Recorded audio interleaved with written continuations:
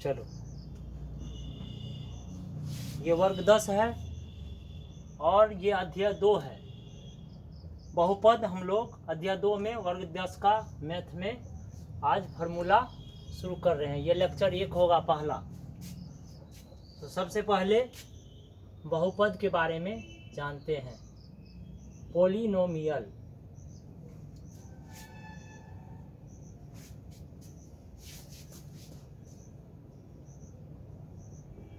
Polynomial, ठीक है।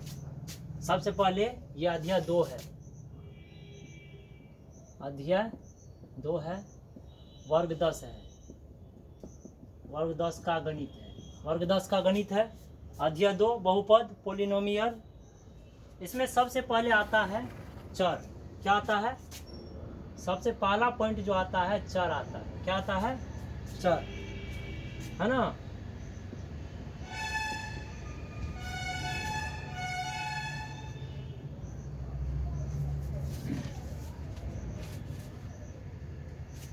Variable होता है VARIABLE,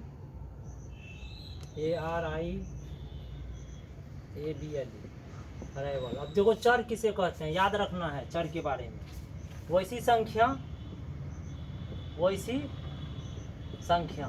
बहुपद में जो पहला पॉइंट है वह चर है। चर के बारे में समझना है सबसे पहले जी। वैसी संख्या जिसका मान हमेशा बदलते रहता है, हमेशा बदलते रहता है, बदलते रहता है, उसे चर कहते हैं, उसे चर कहते हैं। वैसी संख्या जिसका मान हमेशा क्या होता है? बदलते रहता है, उसको कहा जाता है चर। तो चर का मतलब हुआ, जैसे इसका एग्जाम्पल लेते हैं। एग्जाम्पल जैसे A B C, ये चर हुआ, बदलते रहता है। यहाँ पर A है, यहाँ B है, यहाँ C है, एक जैसा है। देखो तो एक जैसा है, तो ये चर है। ABCD का जितना भी लेटर आता है, 26 लेटर होता है ना, उसमें जितना भी है सब क्या है? चर है। याद रखना है इस चीज़ को। कहाँ तक? XYZ तक। कहाँ तक? XYZ। ये तुम्हारा चर हो गया, है ना। ये वैसी संख्या जिसका मान हमेशा क्या होना चाहिए? बदलनी चाहिए। तो वैसी संख्या जिसका मान बदल जाएगा वह क्या होगा? चर होगा, है ना। ABC से लेकर कहाँ तक? XYZ तक। दूसरा पॉइंट आ जाते हैं अचर के बारे में। कहाँ आते हैं? अचर के बारे में। अचर के बारे में थोड़ा देखते हैं। कांस्टेंट, कांस्टेंट कहा जाता है इसे। अचर को कहते हैं हम लोग कांस्टेंट। वैसी संख्या जिसका मान इसमें नहीं बदलता है। देखो चर में बदल जाता है मान, लेकिन अचर में मान नहीं बदलता है। वैसी संख्या जिसका मान हमेशा नहीं बदलता है, हमेशा नहीं बदलता है, उसे क्या कहते हैं? अचर कहते हैं। उसे क्या कहते हैं? अचर कहते हैं, ठीक है। जिसका वैसी संख्या जिसका मान हमेशा नहीं बदलता है उसे अचर कहते हैं। एग्जाम्पल इसका जैसे देखो, इसका जैसे 1 2 3 4 से लेके कहाँ तक आना चाहिए? अनंत तक। कहाँ तक? अनंत तक। इसका मान नहीं बदलता है ना। कैसे नहीं बदलता है? नीचे में दिखा देते हैं एग्जाम्पल में। जैसे x का मान कहीं ले लेंगे, है ना। सब ध्यान समझो कि x का मान ले लेते हैं कहीं 1, कहीं मान के चलो ले लेते हैं 2, है ना। कहीं मन हुआ तो ले लिए x का मान 3, कहीं मन हुआ तो ले लिए 4, ठीक है। अब बताओ कि 6 अगर 7 लिख सकते हैं? 6 को 7 लिख सकते हैं? नहीं। तो ये अचर है, बराबर नहीं होगा, ठीक है। तो वैसी संख्या जिसका मान नहीं बदलता है उसे अचर कहते हैं। इस सब का मान नहीं बदलता है ना। जैसे x का मान कुछ भी रखेंगे तो कुछ भी आ जाएगा। सवाल बनाएंगे ना, x का मान कुछ भी रख सकते हैं, है ना। 1 रख सकते हैं, 2 रख सकते हैं, लेकिन अचर को रख सकते हैं? एक को 2 रख सकते हैं? नहीं रख सकते हैं। ये इसका एग्जाम्पल हो गया। ठीक है, चलो अब आगे समझा देते हैं। ठीक है, ये हो गया। अब आगे देखो, चलो इतना जानकारी तो हो चुका होगा चर अचर के बारे में। अब आगे बढ़ेंगे, समझो, ध्यान से समझना, नहीं समझ में आएगा तो पूछना। चलो चर अचर मेरा क्लियर हो चुका है। अब हम लोग कहाँ आ जाएंगे? अब आएंगे बीज गणितीय पद में। कहाँ आ जाएंगे जी? बीज गणितीय पद। कहाँ आएंगे? बीज गणितीय पद में आएंगे। कहाँ आएंगे? बीज गणितीय पद में आ जाना है। कहाँ आना है? इसको लिखेंगे AL, अलजेब्राइक लिखना पड़ेगा, है ना? इसका स्पेलिंग है अलजेब्राइक टर्म। अलजेब्राइक टर्म है ये। बीजगणितीय पद किसे कहते हैं? ये भी क्वेश्चन है एक तरह का। तो इसको समझते हैं कि चर और अचर, चर और अचर, चर और अचर के मिलने से, चर और अचर के मिलने से बने पद को, बने पद को, चर और अचर के मिलने से बने पद को बीजगणितीय पद कहते हैं। बीजगणितीय पद कहते हैं। ठीक है, समझ में आ गया होगा कि चर और अचर के मिलने से जो पद बनेगा उसको क्या कहेंगे? बीजगणितीय पद कहेंगे। ठीक है, जैसे देखो एग्जाम्पल, जैसे 2 ले लिए। 2 बोलो, चर है क्या अचर है? हैं? चर है। अभी बताए ना चर है।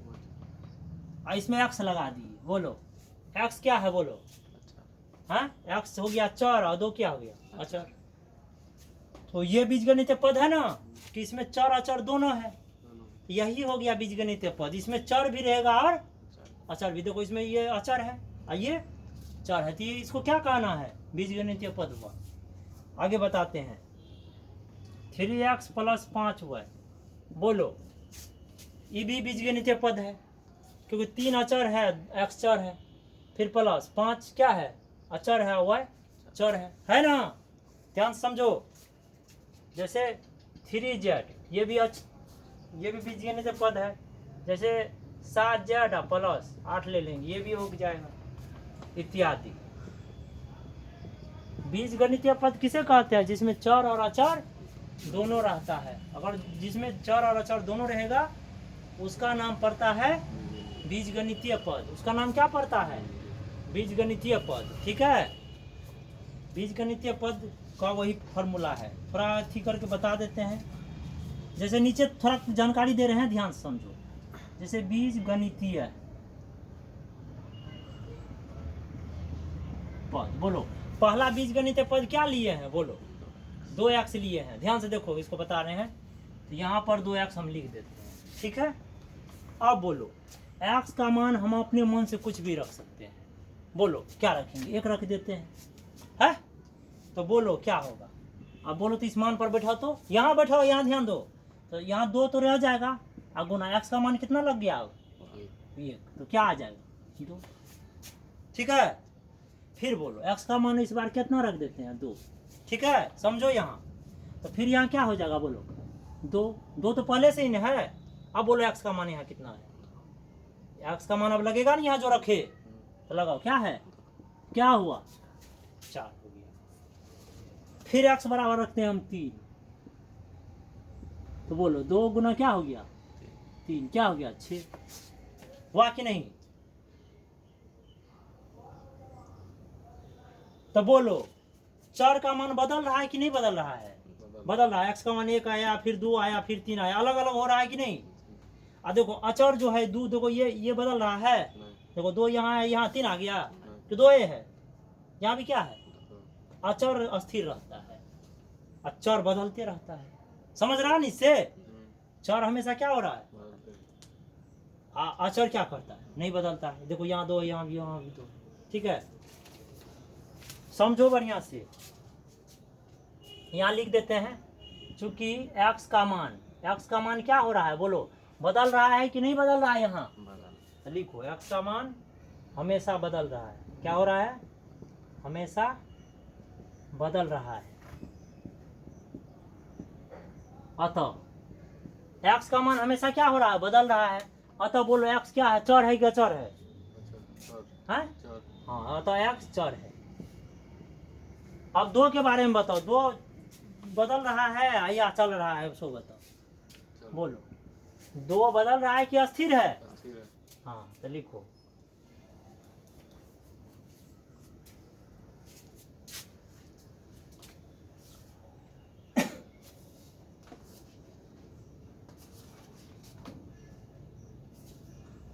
दो क्या है? चल रहा है कि रुका हुआ है? अस्थिर है।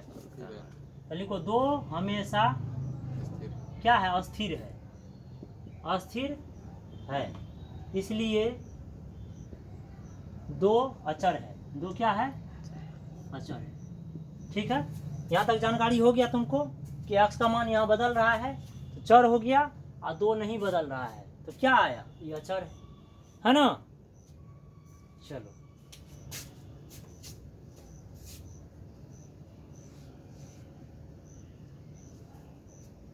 चलो आगे बताते हैं।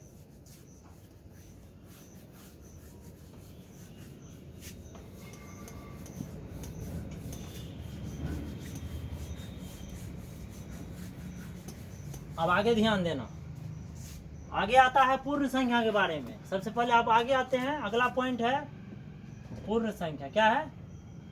पूर्ण संख्या। पूर्ण संख्या, होल नंबर, है ना, WHOLE, होल नंबर।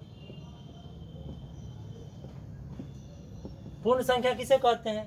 तो जीरो से लेकर के सभी प्राकृतिक संख्या को क्या कहते हैं? पूर्ण संख्या कहते हैं। या दूसरा फॉर्मूला हो जाएगा, अगर अगर प्राकृतिक संख्या में जीरो मिला देंगे तो पूर्ण संख्या बन जाएगा। प्राकृतिक संख्या कहाँ शुरू होता है? 1 2 3 4, ये गिनती की संख्या, ये प्राकृतिक संख्या हो गया। और जीरो से ले लेंगे तब क्या हो जाएगा? बोलो, पूर्ण संख्या। ठीक है, हाँ, इसको समझना है। तो सबसे पहले हमको पूर्ण संख्या के बारे में लिख देते हैं। लिखते हैं जब शून्य को कहाँ मिला देंगे? प्राकृतिक संख्या में मिला दिया जाता है। प्राकृतिक संख्या में क्या करेंगे? मिला देंगे कि जोड़ देंगे? हैं? क्या करेंगे? मिला देंगे। जोड़ देंगे कि मिला देंगे? मिला दिया जाता है। मिला देते हैं, मिला दिया जाता है। जब शून्य को प्राकृतिक संख्या में मिला दिया जाता है तो उसे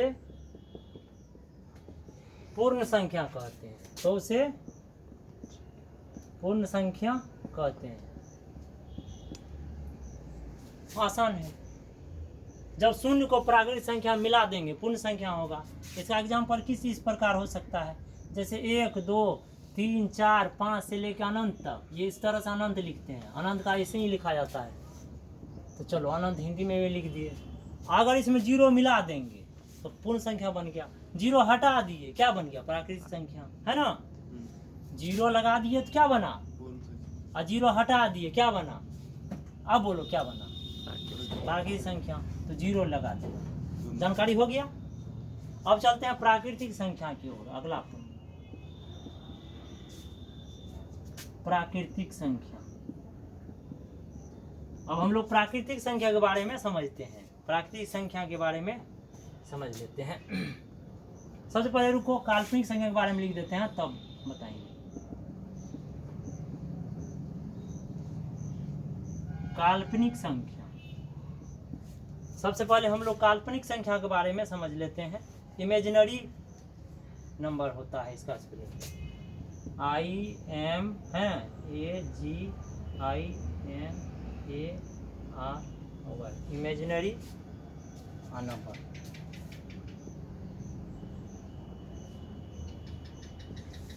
काल्पनिक संख्या किसे कहते हैं? तो जब ऋणात्मक संख्या, ऋणात्मक मतलब हुआ माइनस, और धनात्मक मतलब हुआ प्लस। ऋणात्मक मतलब माइनस और धनात्मक मतलब, तो जब ऋणात्मक संख्या, जब क्या लिखेंगे? ऋणात्मक संख्या करनी जब ऋणात्मक संख्या करनी के रूप में लिखा जाता है या करनी के अंदर होती है, करनी के अंदर होती है, ठीक है। जब ऋणात्मक संख्या करनी के अंदर होती है ना, तो उसे काल्पनिक संख्या कहते हैं। क्या कहते हैं?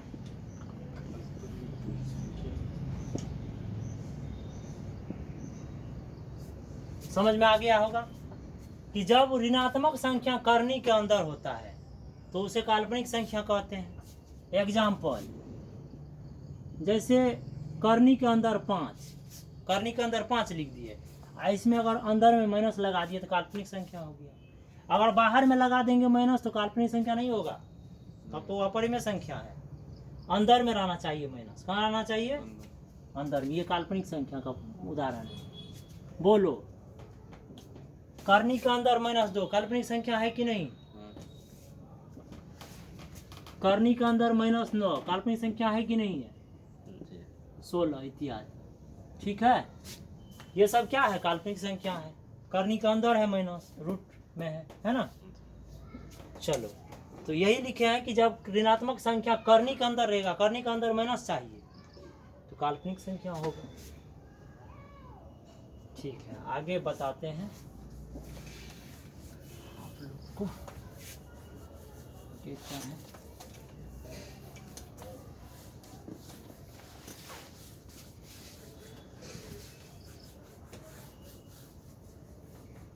अब आगे आना है हम लोग को, कहाँ आना है? अब आना है प्राकृतिक संख्या में आ जाते हैं। कहाँ आते हैं? प्राकृतिक संख्या। बोलो, प्राकृतिक संख्या का परिभाषा याद होगा? बोलो, याद है? नहीं याद है? हाँ, पता नहीं। प्राकृतिक संख्या का याद नहीं है तो वास्तविक संख्या का फॉर्मूला याद तो होगा। अच्छा, उसका याद नहीं है तो पहले वास्तविक संख्या का लिखते थे। बोलो, ये तो याद होगा। बोलो, वास्तविक संख्या किसे कहते हैं? Real number. शुरू हुआ था जहाँ पर गणित शुरू हुआ है वहीं का है। गणित को खोला, लेसन 1 निकला, वर्ग 10 का मैथ, आज शुरू हो गया वास्तविक संख्या। अब सबसे पहले बोलो किसे कहते हैं? इसको इंग्लिश में रियल नंबर कहते हैं। चलो आगे बोलो, किसे कहते हैं जी? तो काल्पनिक संख्या, यादें न है तो काल्पनिक संख्या को, काल्पनिक संख्या को, काल्पनिक संख्या को वास्तविक काल्पनिक संख्या को छोड़कर शेष, काल्पनिक संख्या को छोड़कर शेष सभी संख्या को, शेष संख्या को काल्पनिक संख्या को छोड़कर शेष संख्या को वास्तविक संख्या कहते हैं, रियल नंबर कहते हैं, वास्तविक संख्या कहते हैं। ठीक है, इसका परिभाषा दूसरे तरह से भी दे सकते हैं, या कर देते हैं। इसको दूसरे तरीका से भी परिभाषा दे सकता है। परिमेय संख्या, परिमेय संख्या और अपरिमेय संख्या, और अपरिमेय संख्या, परिमेय संख्या और अपरिमेय संख्या के मिलने से बनी संख्या को, मिलने से बनी संख्या को वास्तविक संख्या का क्या कहते हैं? वास्तविक संख्या कहते हैं।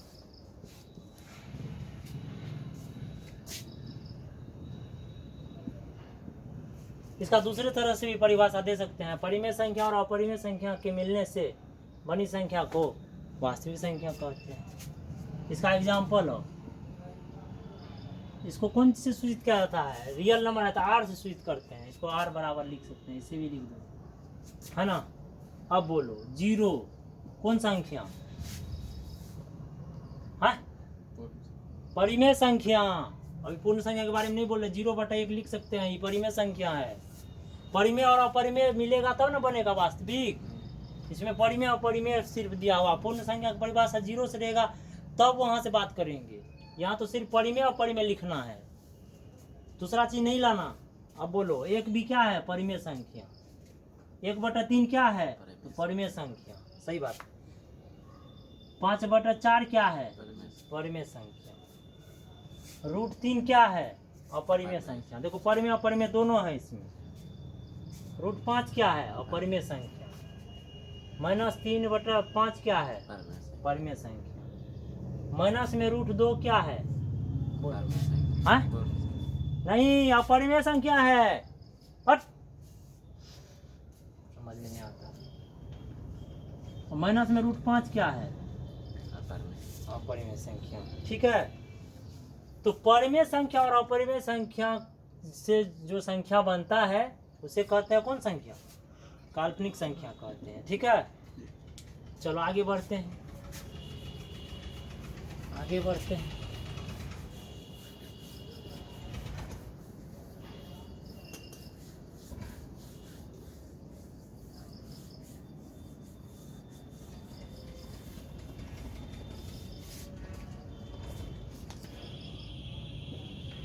अब लिख देते हैं परिमेय संख्या के बारे में।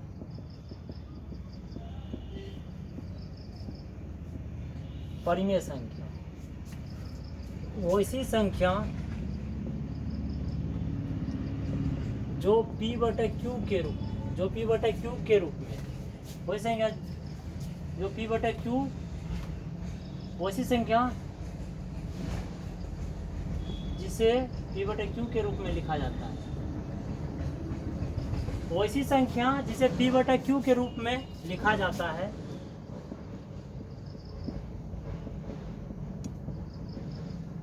उसे परिमेय संख्या कहते हैं।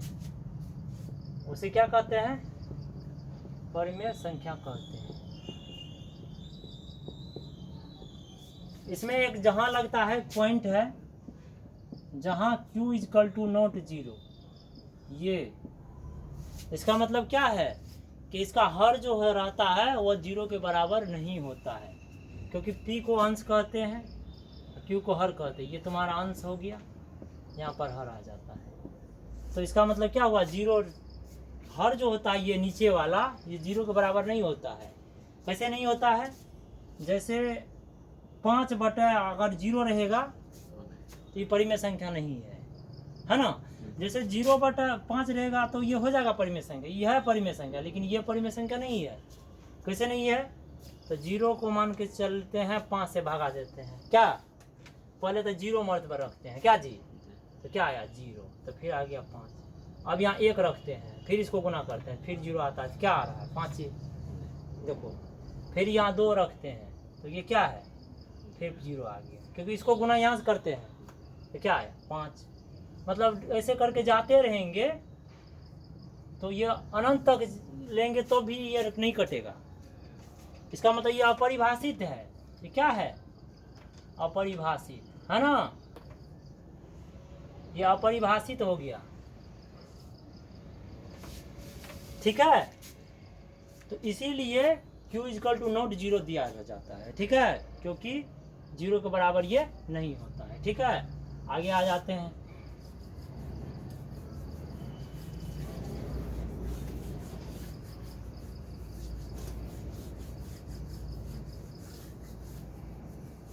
अब आते हैं अपरिमेय संख्या के बारे में।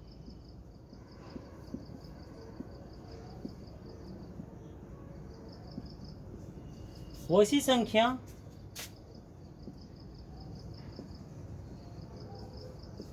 जो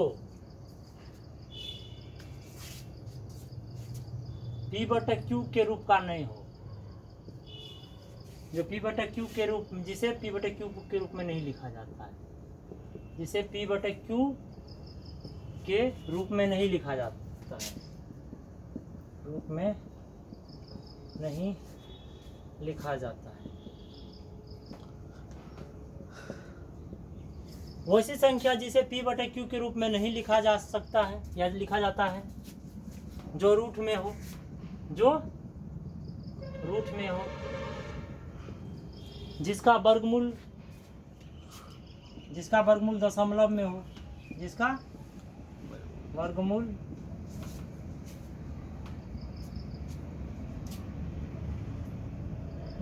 नहीं हो, डायरेक्ट लिख देते हैं, नहीं हो, उसे क्या कहते हैं? जिसका वर्गमूल दशमलव में भी आ जाता है, दशमलव भी लिख सकते थे, नहीं लिखे। जिसका वर्गमूल नहीं हो उसे क्या कहते हैं? अपरिमेय संख्या कहते हैं।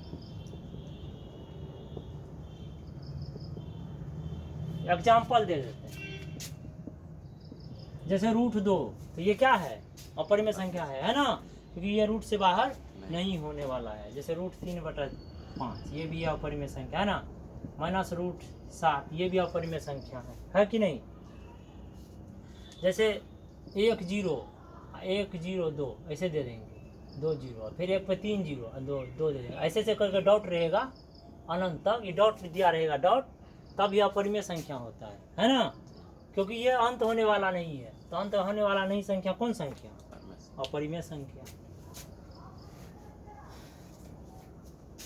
आगे आते हैं।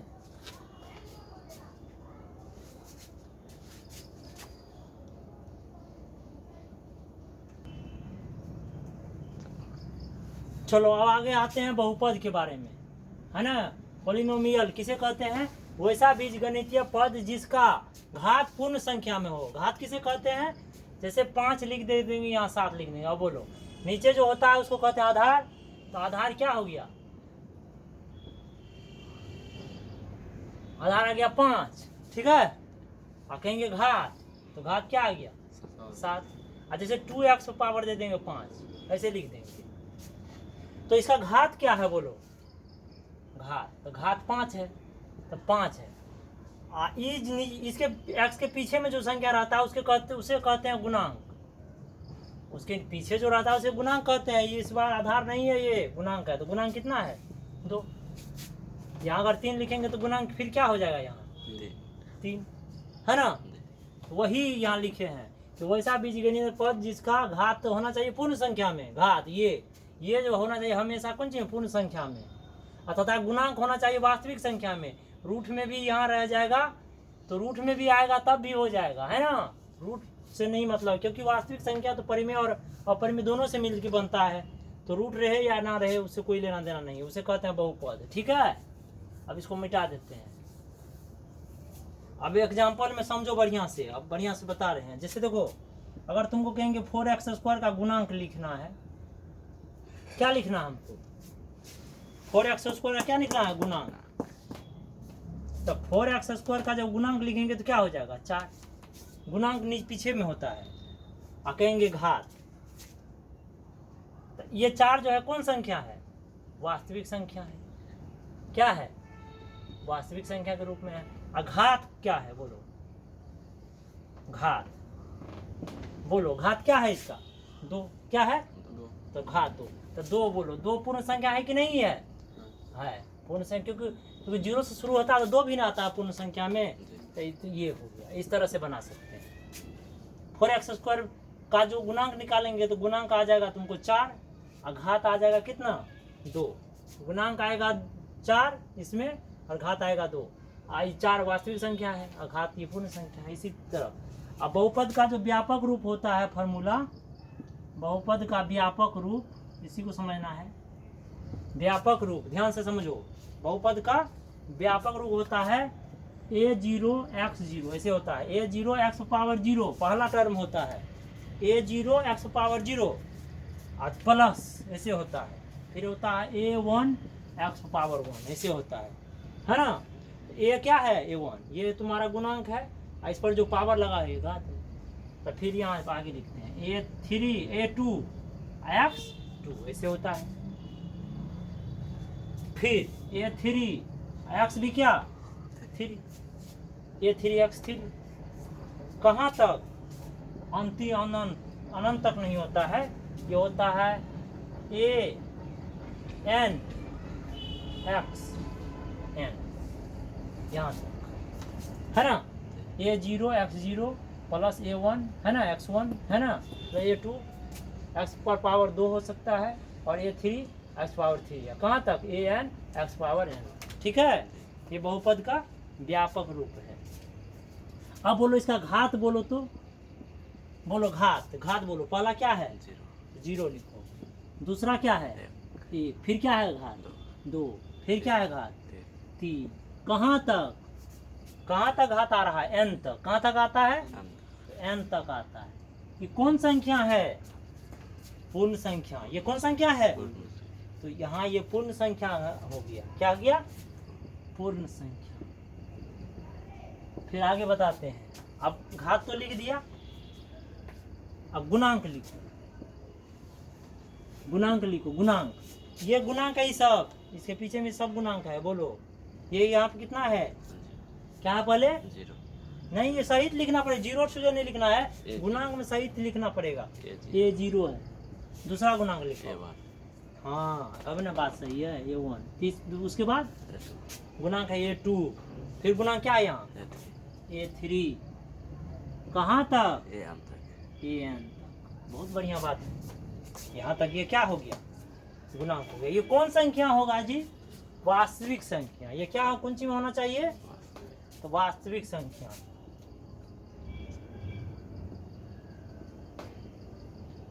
ये वास्तविक संख्या में होना चाहिए। कौन सी में होना चाहिए, वास्तविक संख्या। घात होना चाहिए पूर्ण संख्या में, और गुणांक होना चाहिए वास्तविक संख्या में। तब ही ये होगा बहुपद, तब होगा बहुपद, है ना। बहुपद में क्या होना चाहिए, यहाँ लिख भी दिए हैं कि गुणांक होना चाहिए वास्तविक संख्या में, और घात कौन सी में होना चाहिए, पूर्ण संख्या में। ठीक है, यहाँ तक समझ गया। आगे बताते हैं, आगे बता देते हैं, आगे बता देते हैं।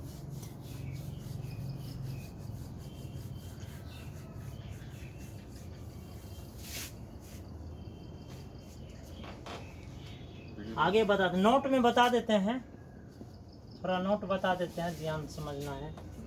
घात हमेशा जो होता है, घात हमेशा जो होता है चर में होता है। घात हमेशा चर में होना चाहिए। कौन सी होना चाहिए, चर, एक्स वाई जेड, मतलब एक्स वाई जेड में पावर रहना चाहिए। ध्यान से समझना है, घात हमेशा चर में रहना। जैसे 5 पे पावर 2 दे देंगे, ये होगा, नहीं होगा।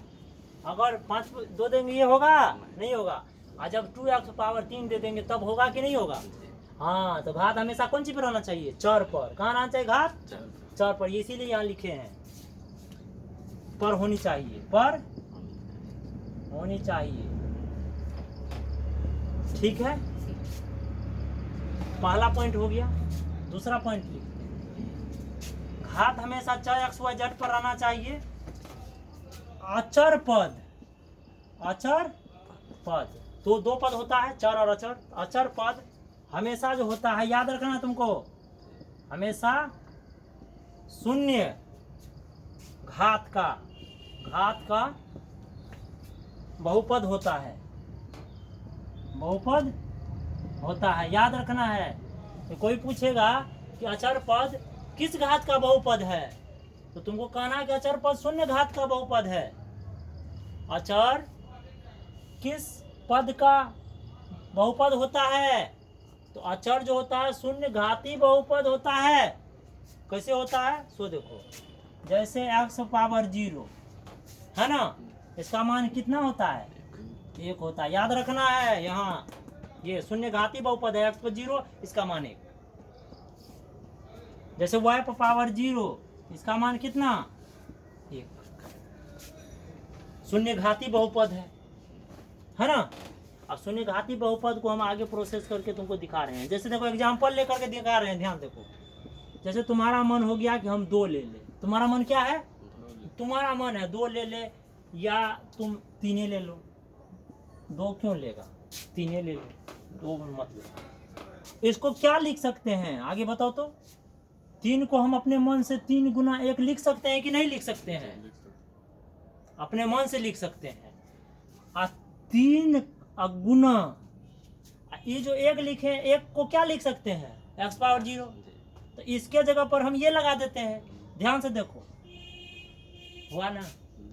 तो ये क्या हो गया, 3x पावर 0 है ना, शून्य घाती का बहुपद। अचर पद कब होता है, शून्य घाती होता है ना। अगला दिखाते हैं, रुको अभी समझ में नहीं आया, फिर बताते हैं। दूसरा एग्जांपल लेते हैं 5 को किस प्रकार लिख सकते हैं बताओ तो। सबसे पहले 5 गुना 1 लिख सकते हैं, इसको लिख सकते हैं 5 गुना 1, और फिर लिख सकते हैं 5 गुना 1 को क्या लिख सकते हैं, y0, और फिर ये 5 y पावर 0, ये भी हो गया। हुआ कि नहीं हुआ, सही बात है।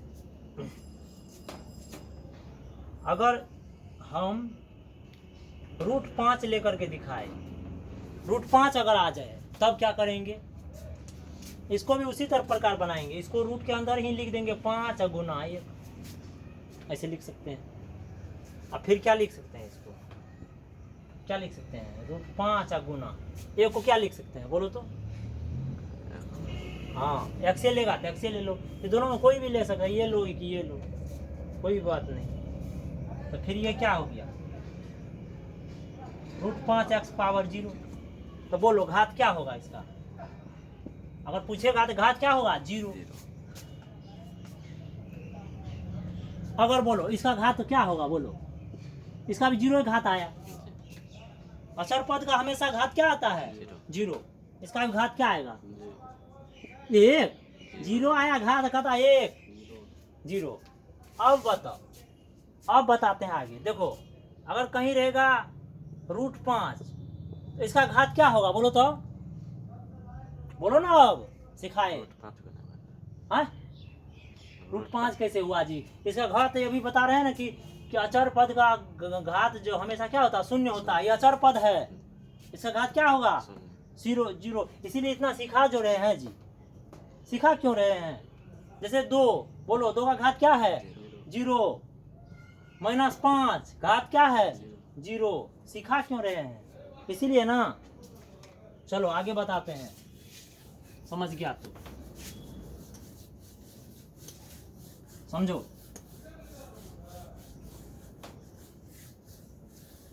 अगर यहाँ इस तरह से लिखा रहेगा 4x² + 7x + 8, तो इसका बोलो घात क्या है, हाँ 2, इस पर 2 घात है, इस पर घात कितना है, हाँ 1। इस पर घात कितना है, 0। इसीलिए समझा रहे थे तभी, तो किसी भी अचर पद पर घात क्या होता है, 0।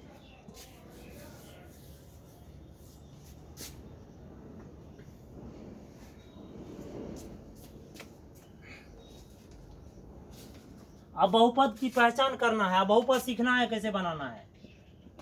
बहुपद की पहचान क्या करना है, अब बहुपद की पहचान बता रहे हैं। चलो पहला सवाल लेते हैं, ध्यान से समझो।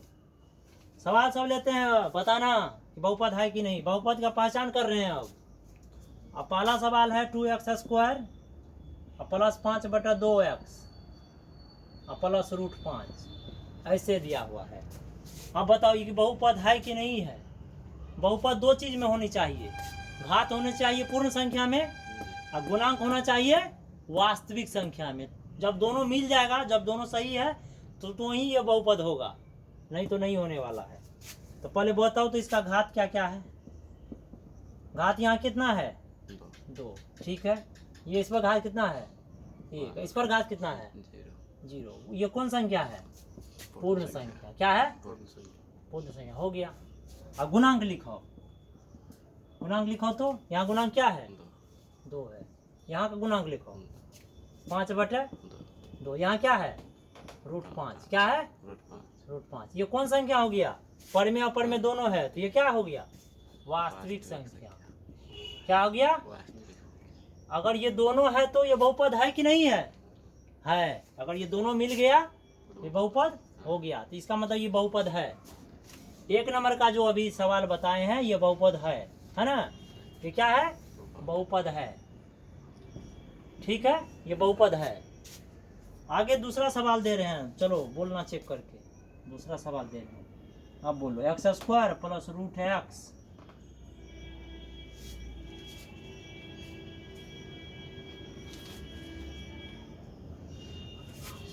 रूट एक्स और रूट एक्स प्लस 5।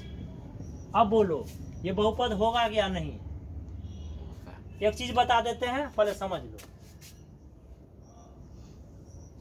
अगर रूट में एक्स रहेगा, यहाँ पर रूट में एक्स है ना, जैसे तुमको रूट में कहीं वह आ जाएगा तो इसको कैसे करना है, तो रूट में एक्स रहता है ना, तो रूट से ये बाहर हो जाता है, ठीक है।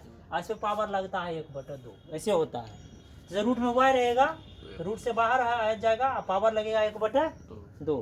तो पहले इसको सेट कर लो तब बनाना। बोलो एक्स स्क्वायर प्लस, ये रूट से बाहर रहेगा, इसी में रहेगा, बाहर में रहेगा। जैसे कहीं रूट 5 रहता है तो इसको कैसे लिखते हैं? रूट 5। एक्स पावर कितना लिखते थे जी? 0। हाँ, और समझ रहा है तो इसको क्या लिख सकते हैं? लिख सकते हैं ना एक्स पावर 1/2, ठीक है। 5 तो है ही है। तो सबसे पहले घात चेक करना है। क्या चेक करना है? घात। बोलो यहाँ घात क्या है? क्या है? तो 2 है तो 2 लिखो। यहाँ घात कितना है? 1/2। यहाँ घात कितना है? 0। बोलो ये पूर्ण संख्या है? बोलो ये पूर्ण संख्या है या ना है? बोलो आओ, ये पूर्ण संख्या है? कैसे है? ये बटा ये बड़ी में संख्या आ गया तो कैसे है पूर्ण संख्या? ये नहीं है पूर्ण संख्या, पूर्ण संख्या नहीं है, पूर्ण संख्या नहीं है। बोलो पूर्ण संख्या जब नहीं हुआ तो बहुपद होगा? ये नहीं होगा, ये बहुपद नहीं है, ये बहुपद नहीं है। घात गुणांक भी चेक करके दिखा देते हैं। गुणांक दोनों सेम चाहिए। अब गुणांक सही हो जाएगा, आप उधर घात बराबर नहीं होगा तो थोड़े होगा, दोनों बराबर रहेगा तो ही होगा बहुपद। गुणांक इसमें एक छुपा है, यहाँ एक छुपा हुआ है। इसका गुणांक क्या है? यहाँ 1, यहाँ क्या है? 5। तो क्या ये क्या है? ये बहुपद है? नहीं, ये बहुपद नहीं है। तो एग्जाम में पूछता है 1 नंबर में तो कौन सा बहुपद है? 4 रहेगा टर्म, ऐसे में चेक करके बताना पड़ेगा कौन सही है। अब इसीलिए सिखा रहे हैं तुमको, इसको सीख जाएगा तो 1 नंबर लाने के लिए तैयार है, नहीं तो वो भी 1 नंबर नहीं आएगा। चलते हैं 3 नंबर की ओर। तीसरा है x² plus x plus root 7। अब इसको चेक करना है बहुपद है कि नहीं। तो सबसे पहले घात लिख देते हैं। यहाँ घात क्या है? 2। यहाँ घात क्या है? 1। यहाँ क्या है? 0। अब गुणांक लिखो। क्या है? गुणांक है 1, यहाँ भी 1 है, यहाँ भी क्या है? रूट 7 है ना।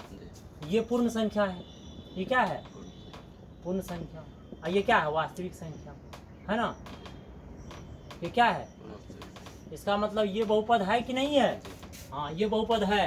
ये 3 नंबर में जो है ये बहुपद है क्योंकि दोनों बराबर है। अब 4 नंबर सवाल बता रहे हैं। 4 नंबर सवाल को देखो। ये है x² प्लस में x पावर है 4/5 और प्लस 9, ये दे दिया। अब इसमें ध्यान दो कैसे बनाना है। अब इसमें बोलो तो घात क्या क्या है? पहले घात लिखो तो देखते हैं क्या क्या बोलता है। यहाँ कितना घात? 2 है, सही बात है। यहाँ कितना है? 4/5। यहाँ घात कितना है? 0, क्योंकि शून्य घाती बहुपद होता है ना अचर पद, बता दिए हैं। ये बोलो ये पूर्ण संख्या है? नहीं है, तो पूर्ण संख्या नहीं है।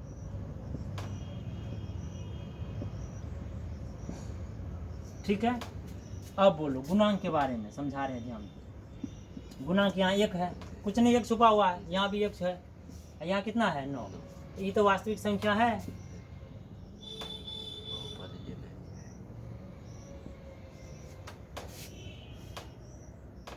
वास्तविक संख्या, वास्तविक संख्या लिख के क्या करेंगे? एक नहीं हुआ तो छोड़ दो, उतना कौन दिमाग लगाएगा। इसका मतलब बहुपद है ये, तो पूर्ण संख्या नहीं हुआ तो बहुपद ये नहीं है। इसका मतलब 4 नंबर बहुपद नहीं है। अब 5 नंबर बताते हैं। अब 5 नंबर सवाल बनो, इसको मिटा देते हैं, यहाँ जगह नहीं। अब नंबर 5,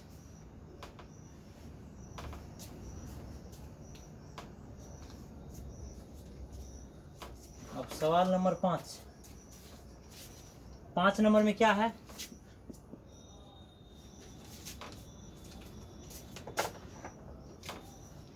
पाँच नंबर में क्या है? 5 नंबर में है 1 पर एक्स पावर 4 प्लस 4 इस तरह से दिया हुआ है। ठीक है, इसका देखो जब कोई भी चीज़ भागा में रहता है तो गुना में जाता है। जैसे ये अभी कौन चीज में है, भागा में, तो लेकिन पावर जो होता है ये भी प्लस में है, 2 ऊपर जाने के बाद माइनस हो जाता है, याद रखना है, इससे हो जाता है। ठीक है, अब बोलो ये क्या हो गया, एक्स पावर -2 और प्लस 4। बोलो घात क्या आया, इधर -2, इस पर क्या है 0। बोलो ये पूर्ण संख्या है कि -2 है, आया है कैसे हुआ? पूर्ण संख्या माइनस में नहीं होता है, 1 2 3 कहाँ है माइनस, कहीं है तो नहीं है, तो इसका मतलब ये पूर्ण संख्या नहीं है, पूर्ण संख्या नहीं है। बताओ ये बहुपद है? ना, ये बहुपद नहीं है। छठा सवाल देखो, 1 पर x power 3 into x power 5 plus x power 4 plus x power 3, इसको चेक करना है। इसमें देखो 1/x पावर जो 3 है इसमें है कहीं, तो कॉमन आ जाएगा, इसमें कहीं है, ये जो एक्स पावर 3 है ऐसा कोई है यहाँ पर है, कॉमन आ जाएगा। ध्यान से देखो 1/x power 3 into x Q common ले लो, एक्स क्यू कॉमन ले लिए, अब इसको भागा लगाओ इससे, तो इसमें से भागा लगाएंगे कितना एक्स बच जाएगा, 2 ठो। ठीक है, फिर आगे बढ़ो, इसको भागा लगा क्या गो, 1 है ना, यहाँ तो इससे भागा दिए तो कुछ नहीं, कट के 1 बच गया क्या, ठीक है। अब बोलो ये दोनों क्या होगा, कैंसिल हो जाएगा है ना, क्योंकि भागा में था। अब देखो बताओ अब क्या बचा, x² प्लस x प्लस 1। बोलो ये बहुपद है कि नहीं है, चेक करके देख लो, जो घात आता है पूर्ण संख्या में कि नहीं। घात क्या है, 2 है यहाँ, है ना, यहाँ 1 है, यहाँ 0 है। बोलो ये पूर्ण संख्या है कि नहीं है, तो इसका मतलब ये बहुपद है, पूर्ण संख्या है, तो पूर्ण संख्या है तो ये बहुपद है, तो 6 नंबर का बहुपद है। ठीक है, उसी प्रकार हम 7 नंबर बताते हैं, समझो, समझता नहीं है। फुल कोर्स करवा देंगे, जब तक एग्जाम होता है हम फुल कोर्स करवा देंगे, ध्यान से समझो। अब सवाल नंबर कितना आएगा, 7, कितना आएगा 7। अब सवाल नंबर इसको देखते हैं किस तरह क्या बनाना है। इस तरह से दिया हुआ है, एक्स पावर 4 आ गया है, फिर क्या आया x³ प्लस x²। ठीक है, अब देखो इसमें x³ है, देखो x³ इसमें है कहीं भी, हाँ रुको 1 मिनट देख लेते हैं कि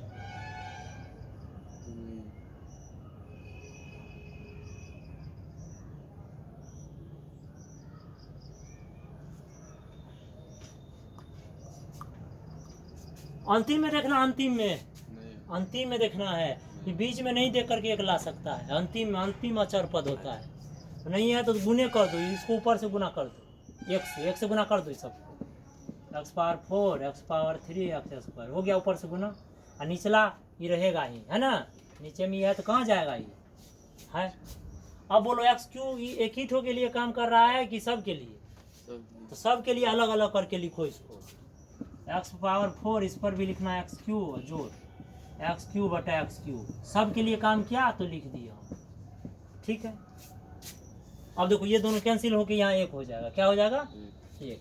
आज पता है कि भागा में पावर जुटता है घटता है, भागा में पावर घटता है और गुणा में पावर जुटता है, गुणा में जोड़ देना, जी अभी भागा में न है तो इसमें घात क्या होगा, घट जाएगा, और जो अगर गुणा रहता पावर जुट जाता।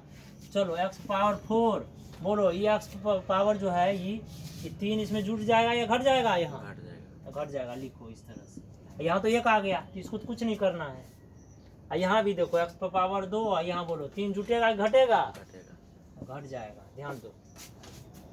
आगे बढ़ो, एक्स पावर 4 में से 3 गया, क्या बचा, 1 नहीं लिखाता है ना, 1 नहीं लिखना है 1। अब बोलो या लिखना है 1 नहीं लिखाता है जी, 1 लिखिए क्या करेगा, 1 नहीं लिखाता है, अब तुम बोला तो हम लिख दिए। चलो यहाँ x है, एक्स पावर कितना आ गया -1, तो -1 है तो लिखना पड़ेगा, है ना। अब बोलो ये घात देखो तो इसका पूर्ण संख्या है कि नहीं है, नहीं है शायद, यहाँ 1 है, यहाँ क्या है 0, तो शून्य घाती बहुपद है नहीं। अब यहाँ -1, बोलो यह पूर्ण संख्या, देखो -1 आ गया तो पूर्ण संख्या नहीं है, पूर्ण संख्या नहीं है। क्या है? नहीं है। इसका मतलब ये बहुपद नहीं होगा। ठीक है, ये बहुपद नहीं है। ठीक है, चलो आगे बढ़ेंगे। कैमरा हिल किया।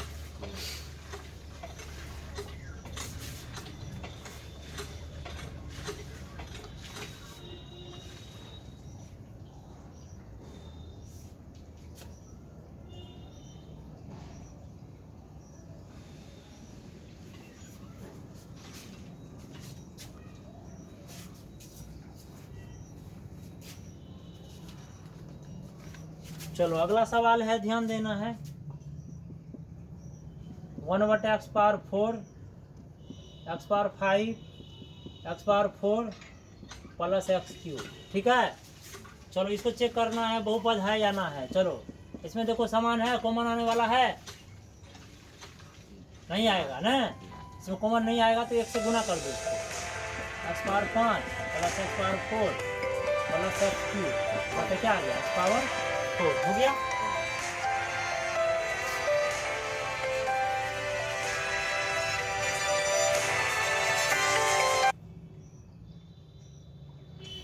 काट देना फोन अभी। चलो तो चलो x⁴ हो गया 5 बटा x⁴ प्लस x⁴ बटा x⁴ x³ बटा x⁴। ठीक है, क्यों लिखे ये? क्योंकि ये x⁴ तीनों के लिए काम कर रहा है ना। चलो इसमें क्या करेंगे, दोनों कट के 1 हो जाएगा। अब यहाँ लिखो x⁴ 5, इसमें क्या होगा? 4 पावर घट जाएगा।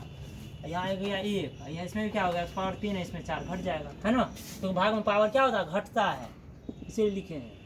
x⁴ आ गया यहाँ पर 1 और यहाँ लिख सकते हैं 1, ये हो गया x⁴ -1। ठीक है, तो बोलो घात ये पूर्ण संख्या में है कि नहीं है? घात है पूर्ण संख्या में? नहीं। घात बोलो क्या क्या है? घात आ गया 1 नहीं 0 -1, ये पूर्ण संख्या नहीं है। घात पूर्ण संख्या नहीं है, पूर्ण संख्या नहीं है। तो पूर्ण संख्या नहीं है तो बहुपद होगा? हाँ नहीं, ये बहुपद नहीं है, यह बहुपद नहीं है। ठीक है ना। ठीक है, आज का वीडियो यहीं पर खत्म करते हैं। ठीक है, अब लेक्चर 2 अब पुनः होगा।